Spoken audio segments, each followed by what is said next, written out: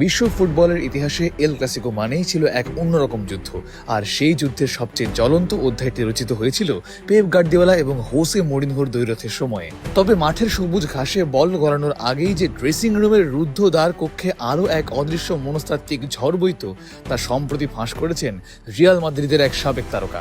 আর সেই ঝড়ের কেন্দ্রবিন্দুতে ছিলেন একজনই, ফুটবল ইতিহাসের মহা তারকা লিওনেল মেসি। খবরে প্রকাশ পেয়েছে রিয়ালের সাবেক মাস্টারমাইন্ড কোচ হোসে মরিনহো আক্ষরিক অর্থেই আচ্ছন্ন ও দিশেহারা হয়ে পড়েছিলেন মেসিকে নিয়ে।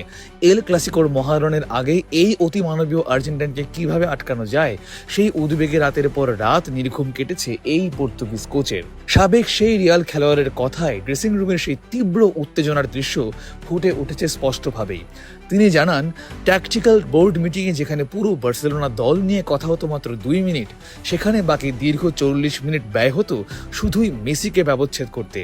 মেসির বাঁ পায়ের সেই চেনা ড্রিবলিং, হঠাৎ গতির পরিবর্তন কিংবা ডিফেন্স চেরা পাস আটকানোর জন্য প্রতিটা ইঞ্চি মেপে ছক আঁকা হতো। প্রতিটি সূক্ষ্ম ডিটেলস নিয়ে এতটাই মরিয়া ছিলেন মরিনহো যে তিনি দলের চিরচেনা কাঠামো বদলে ফেলতে মুহূর্তের জন্য দ্বিধা করেননি। মেসিকে বোতলবন্দি করতে তিনি ডিফেন্স থেকে আগ্রাসী ডিফেন্ডার পেপেকে তুলে এনে খেলাতেন মাঝ মাঠের 6 নম্বর ডিফেন্সিভ পজিশনে। তো কখনো সেই পাহাড় সম দায়িত্ব সঁপে দিতেন সার্জিও রামোসের কাঁধে। জয় বা পরাজয়ের চেয়েও মরিনহোর মাথায় তখন একটাই ভাবনা ঘূর্ণিপাক খেত, যেন এক অদৃশ্য ধাঁধায় আটকে পড়া শিক্ষক।